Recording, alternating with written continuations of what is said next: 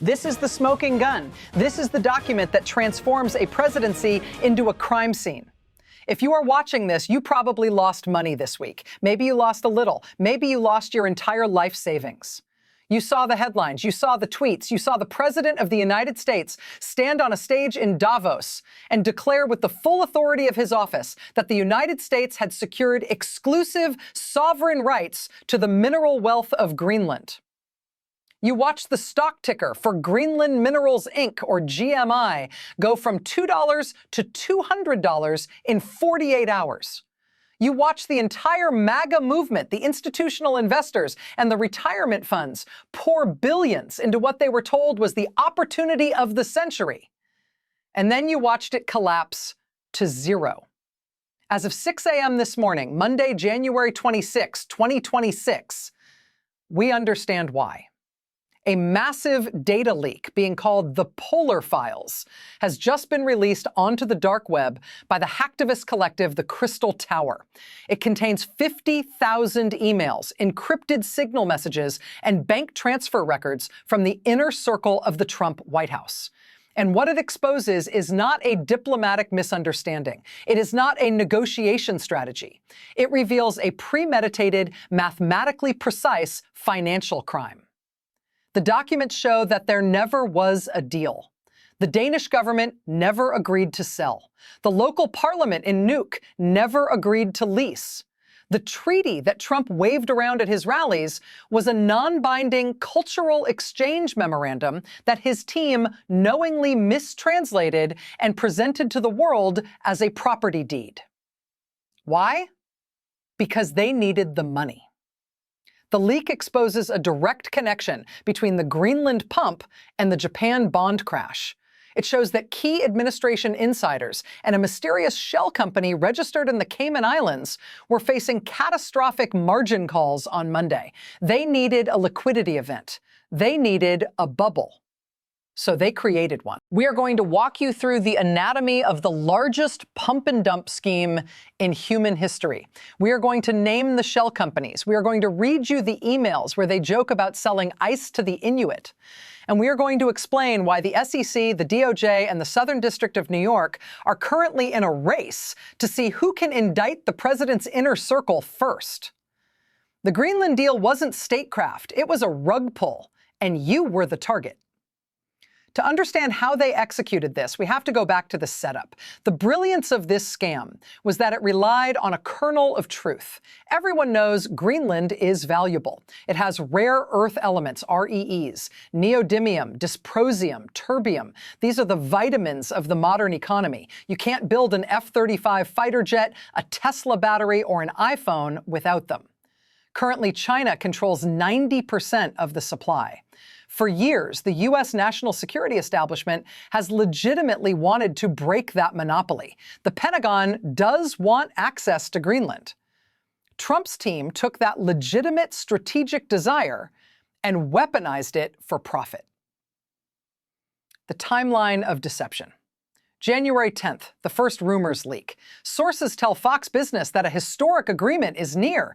GMI stock, a dormant penny stock with no employees and one expired mining permit, jumps from $2.10 to $5. January 15th, the president tweets, "Greenland is coming home. Huge news soon. China is out." The stock hits $25. Retail investors start piling in. The Trump forums are on fire. They are calling it the Louisiana Purchase 2.0. January 20th, inauguration anniversary. The press secretary holds a briefing. She holds up a thick document bound in leather. She says the president has signed a framework for resource sovereignty. She doesn't release the text. She just holds it up. The stock hits $80. January 22nd, the Davos speech. This was the climax. Trump stands on the world stage and says, "We have total control." He explicitly mentions Greenland Minerals Inc. as the primary partner for the development. This is the illegal part. A sitting president pumping a specific penny stock from the podium. The stock hits $200. The market cap of this empty shell company briefly exceeds Ford Motor Company. The reality. What was in that leather binder? According to the Polar Files, it was a draft copy of a 2019 climate study. What did the Danes actually sign? They signed a Memorandum of Understanding on Arctic Research and Education. It authorized a few student exchanges and a joint study on polar bears. That's it. There were no mining rights. There was no sovereignty transfer. There was no exclusion zone for China. The entire narrative was a fabrication designed to last exactly 1 week, just long enough for the insiders to sell at the peak. And sell they did. Let's get into the documents. This is the evidence that will put people in prison. The leak contains a folder titled Project Glacier. This appears to be the internal code name for the operation. Email number 1, dated January 5th, 2026, from Advisor A. We are redacting the name for YouTube policy, but think son-in-law archetype. To a senior hedge fund manager at Northern Capital. Subject, the liquidity problem. Text, we are underwater on the yen trade. The Japan situation is going to blow up in our faces next week. We need a bridge. How fast can we move the GMI vehicle? Reply, the vehicle is ready. We control 85% of the float through the offshore shells, but we need a catalyst. We need volume. Can the big guy drop the news before the Japan margin calls hit on Tuesday? Email number 2, dated January 12th, 2026, from White House Communications Director to Advisor A. Subject, the map.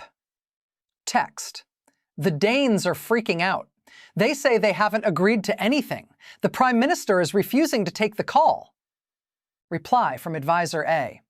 It doesn't matter what they say. We just need the headline to stick for 72 hours.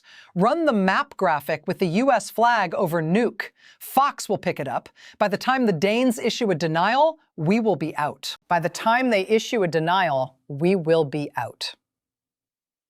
That is the line. That is the proof of intent to defraud. They knew it was fake. They knew the correction was coming. They just needed a 3-day window to dump their shares on the American public. The Algorithm 45 chat logs. The leak also contains logs from an encrypted chat group used by the War Room. They discuss using bot farms to hype the stock on Reddit and X. User MAGA_whale writes, get the meme team on GMI. Tell them it's the crypto killer. Tell them it's backed by gold. User westwing_actual replies, done. The boss is going to mention it in the SOTU preview. This is market manipulation on an industrial scale, coordinated from the executive branch. So who made the money and where did it go? The Crystal Tower didn't just leak emails. They leaked the blockchain transaction IDs and the SWIFT wire logs. The shell company, Greenland Minerals Inc, GMI. This company was incorporated in Delaware in 2024. It listed its headquarters as a P.O. box in Cheyenne, Wyoming. Its CEO is a man named Eric Larson. Reporters tracked Eric Larson down this morning. He is a ski instructor in Aspen who used to caddy for a certain Trump family member. He was a frontman. The shareholders. The cap table of GMI was hidden behind a maze of LLCs. Liberty Holdings LLC, Cayman Islands. Arctic Strategy Fund, Cyprus. Freedom Minerals Ltd, Bermuda. The leak decodes these LLCs. They trace back to a trust fund managed by the family office of a senior White House advisor. And most explosively, one of the accounts traces back to a blind trust associated with the president himself. The cash out. On Thursday, January 22nd, the day of the Davos speech, the day the stock hit $200, these 3 LLCs sold $4.2 billion worth of stock. They sold into the rally. They sold to the pension funds. They sold to the retail investors. They sold to the MAGA mom and pop who thought they were buying a piece of American history. The connection to Japan, this is the crucial piece of the puzzle. Why did they need $4 billion right now? Because of the Japan bond crash. The leak shows that this same family office was heavily leveraged in the yen carry trade. When the Bank of Japan raised rates on Monday, they got a margin call for roughly $3.5 billion. If they hadn't paid it, they would have been insolvent. Their empire would have collapsed. So they used the Greenland hoax to rob the American public to pay off their Japanese debts. They transferred the wealth of the middle class to the Japanese banks to save their own skin. It is a Ponzi scheme built on top of a geopolitical crisis. While the financial crime is complex, the diplomatic crime is simple. We have now heard from the Danish government. They are no longer being polite. The Danish foreign minister gave a press conference an hour ago. He held up the memorandum that Trump claimed was a deed. This document, he said, shaking with anger, is a standard agreement to share weather data. It is 3 pages long. It does not mention mining. It does not mention sovereignty. It does not mention a lease. The President of the United States looked the world in the eye and lied about the territorial integrity of the Kingdom of Denmark. He went further. He revealed that during these so-called negotiations, the Trump team didn't send diplomats. They sent real estate lawyers. They came into my office, the minister said, and they put a map on the table. They pointed to the Thule Air Base and said, "We are expanding this to the coast. Sign here or we tariff your Lego exports." It wasn't a deal. It was a shakedown. And when the Danes refused, Trump just pretended they said yes. This explains the walkout at Davos. The European leaders knew. They knew Trump was lying. They walked out because they refused to be props in a stock market scam. They weren't weak, as Trump claimed. They were the only ones telling the truth. The fatal insult tweet where Trump called them vassals was his reaction to being caught. He was trying to bully them into silence. Pay up or shut up. He was terrified they would expose the lie before the trade settled. Now the legal wheels are turning, and they are turning fast. The SEC, Securities and Exchange Commission, trading on GMI was halted at 9:30 a.m. this morning. The stock is frozen at 42 cents. The SEC Enforcement Division has announced a formal investigation into market manipulation and insider trading regarding Arctic securities. Usually the SEC is slow, but the evidence here is public. Rule 10b-5 makes it illegal to make false statements to affect a stock price. The President of the United States made false statements. The stock went up. His trust fund sold. That is a slam dunk case. The DOJ, Department of Justice, this is trickier. Can you indict a sitting president for securities fraud? The OLC, Office of Legal Counsel memos say no, but you can indict his advisors, you can indict his son-in-law, you can indict the ski instructor CEO. We are hearing that the Southern District of New York, SDNY, the prosecutors who have hunted Trump for decades, are already preparing subpoenas. They are going to flip the ski instructor. Once he talks, the conspiracy reaches the Oval Office, the wire fraud statute. Because the emails and the money crossed state lines and international borders, this falls under federal wire fraud statutes. Each email, each wire transfer is a separate count. We're talking about potentially hundreds of years of prison time for the participants. And let's not forget the class action lawsuits. By Monday, every trial lawyer in America will be suing the Trump Organization on behalf of the investors who lost money. They will demand discovery. They will get the emails. The civil courts might destroy Trump before the criminal courts even get started. This is the political death blow. Scandals usually don't hurt Trump because his base thinks the system is rigged against him. But this time, he rigged the system against them. The victims of the Greenland scam aren't coastal elites. They are the true believers. They are the people who watch OAN. They are the people who follow the Q influencers who pushed this stock. They put their savings into GMI because they trusted Trump, and Trump used them as exit liquidity. We are seeing videos on TikTok of guys in MAGA hats crying. "I put my kid's college fund in GMI because he said it was a sure thing. It's gone. He stole it. He sold us out to pay the Japanese banks." This breaks the bond. You can shoot someone on Fifth Avenue and maybe get away with it, but you cannot steal money from your own supporters. That is the one sin that a populist leader cannot commit. The Make America Go Away protests are swelling because now they are joined by the scammed investor brigade. They aren't chanting resist, they are chanting refund. There is a subplot here involving crypto. The leak reveals that part of the pump involved a new cryptocurrency called Polar Coin. It was marketed as being backed by the mineral rights of Greenland.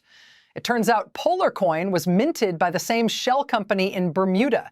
They sold $500 million worth of these tokens to crypto investors. The tokens are now worth $0. The wallet addresses show that the proceeds from the crypto sale were funneled directly into a super PAC for the 2026 midterms. This is a violation of campaign finance law so egregious it makes Watergate look like a parking ticket. They laundered fraud money into campaign cash. This explains why Fox News turned. Rupert Murdoch knew. His financial analysts saw the GMI pump. They saw the volume. They knew it was fake. Murdoch realized that if Fox promoted this stock and it crashed, Fox would be liable. They would be sued for aiding and abetting securities fraud. That is why they cut the feed. That is why they blacked him out. They weren't being woke. They were protecting their own balance sheet. Fox saved itself by sacrificing Trump. And now they are running the Polar Files story 24/7. They are positioning themselves as the truth tellers who tried to warn the audience. We are witnessing the end of the business genius myth. For decades, Trump sold the image that he was a master deal maker. The Greenland hoax exposes the reality. He is a con artist. He didn't make a deal. He faked a deal to pump a stock. That isn't capitalism. That's theft. The Greenland Deal will go down in history alongside the South Sea Bubble and Enron. But the damage here isn't just financial, it is national. He degraded the office of the presidency to the level of a boiler room scam. He turned the State Department into a marketing arm for a penny stock. As the markets close today, the wealth is gone, the trust is gone, and the presidency is effectively over. Donald Trump is no longer the leader of the free world. He is target number one for the SEC. Subscribe. We will be tracking the indictments. The Crystal Tower says they have more files. They say the next dump is about the Election Integrity Commission. If you thought the Greenland scam was bad, wait until you see the voting machine emails. Let's explain exactly how they hid the ownership, because this is the technical part that the DOJ will focus on. They used a structure called a Russian doll LLC. Company A, Wyoming, is owned by Company B, Delaware, which is owned by Company C, Cayman Islands, which is owned by a trust in the Cook Islands. The Cook Islands has strict secrecy laws, but the leak contained the beneficial ownership forms from the Cayman Bank. These forms require the true owner to be listed for anti-money laundering AML compliance. On the form for Liberty Holdings LLC, the signature is not a lawyer, it is a familiar scrawl in black Sharpie. That signature is the nail in the coffin. It proves knowledge, it proves control. The leak includes the source code for the bots used to hype the stock. The bots were programmed to scrape news headlines about Greenland and repost them with bullish hashtags like #GreenlandGold and #TrumpTrade. They used AI to generate fake due diligence reports claiming GMI had found trillions in gold. These reports were posted to Seeking Alpha and Reddit. This is automated securities fraud. It implicates the tech platforms too. Why didn't X stop it? Why didn't Reddit stop it? This will lead to a massive regulatory crackdown on social media finance. Notice who is not defending Trump today. Jim Jordan, silent. Marjorie Taylor Greene, silent. Even they know you don't defend a Ponzi scheme. They are watching the base betrayal. They know that if they defend GMI, their own voters who lost money will turn on them. The Greenland hoax has done what the Access Hollywood tape couldn't, what January 6th couldn't. It broke the spell because it stole the wallet. The Greenland Deal was the perfect Trump scam. Huge, shiny, and completely empty. But this time, he scammed the wrong people. He scammed the world, and he scammed his fans. And there is no bankruptcy court that can discharge this debt. This is Red Team Politics. I'll see you in the next one.